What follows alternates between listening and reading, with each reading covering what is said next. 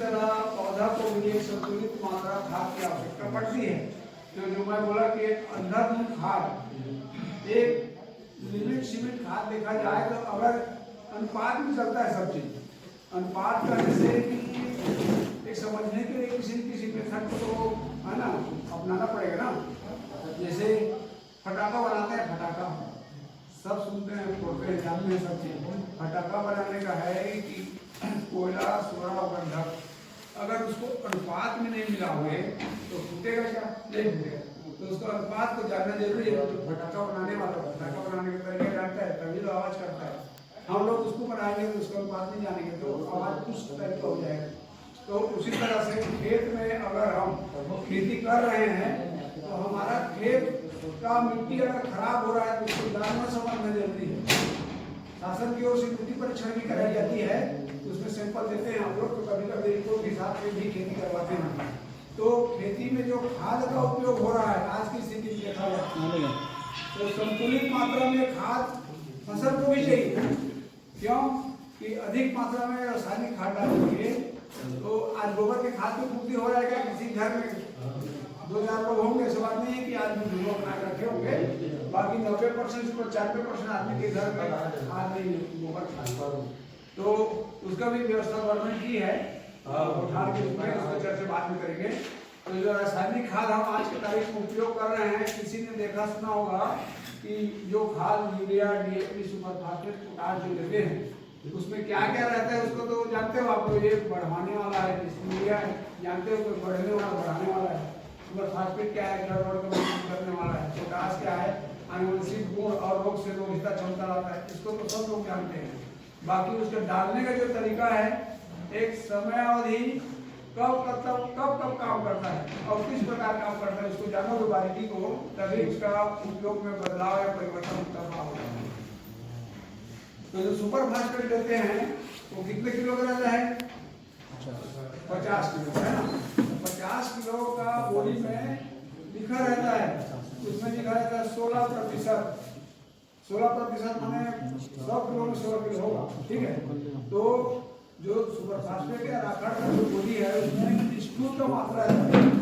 पहले तो रेडियो में आता था, मिसाइल भाई बोलते थे है ना, किसान भाई, खुशहाल भाई बोलते थे, नाइट्रोजन स्टूल पोटाश का ही सिस्टम देते थे, वो सवाल देते थे नाइट्रोजन स्टूल पोटाश यूरिया हैं तो आपके खेत की जो उर्वरता है वो बढ़ जाएगी।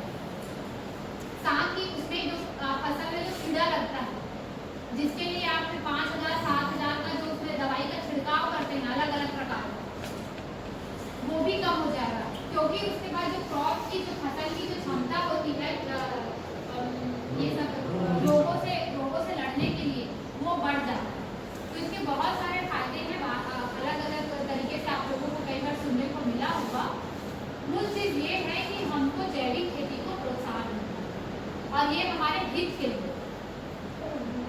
हमको इसको आलोचना के रूप में नहीं देखना है कि गौठान में क्या होता है, कुछ नहीं है, ये नहीं है, वो नहीं है। वो हमारी जिम्मेदारी है ऐसा ग्रामीण उस गांव का सदस्य होने के नाते मेरी जिम्मेदारी होनी चाहिए कि मुझे उस सरपंच को, अपने क्षेत्र के सरपंच को, अपने क्षेत्र के सचिव को ये बोलना है कि भैया तुम ज्यादा से ज्यादा वर्मी खाद बनाओ, गोबर हम ला के देंगे और उस खाद से हमारे ही गाँव में आपको कहीं बाहर नहीं बेचना, आप उसको अपने गाँव, अपने घर, अपनी बाड़ी में उसका प्रयोग करिए और जैविक उत्पादन। इससे वही मैं चीज बोल रही हूँ कि आने वाले समय में जो संकट होने वाली है तो संकट से हम बहुत बड़े मात्रा में तो नहीं, लेकिन एक एक करके भी अगर हम करें तो हमको उसका रिजल्ट बहुत बड़ा मिलेगा। तो आप सबसे मेरा अनुरोध है आज कि आप लोग जैविक खाद को प्रोत्साहन दें, वर्मी खाद को प्रोत्साहन दें। आप रासायनिक खाद का प्रयोग करें, लेकिन जैविक खाद का भी प्रयोग साथ ही साथ करिए। गौठान आप लोगों के लिए है, आपके गांव में बना है, आपके पशुओं के लिए है। आप अपने पशु बल को बचाइए। कई जगहों पे मुझे ये भी सुनने को मिला है कि आज तस्करी हो रही है पशुओं की, तो ये हमारी जिम्मेदारी है। वो तो बोल नहीं सकता ना कि मुझे बताओ, वो तो नहीं बता सकते हमको आके। तो हमारी जिम्मेदारी है कि अपने पशु बल को कैसे हमको बचाना है। गौठान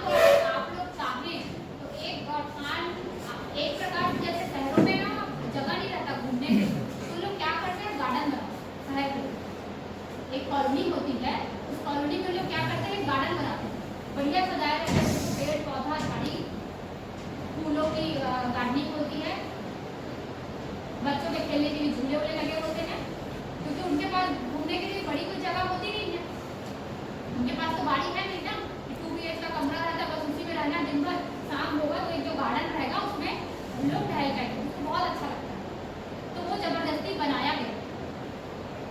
तो उसी प्रकार आप उस गौठान को अपने गांव का गार्डन समझिए। आने वाले 10 से 15 दिन में मानसून आ जाएगा हमारे भी राज्य में। उस मानसून में आप लोगों का ये प्रयास होना चाहिए कि हर गांव में गौठान बना है, वो गौठान एक उस गांव का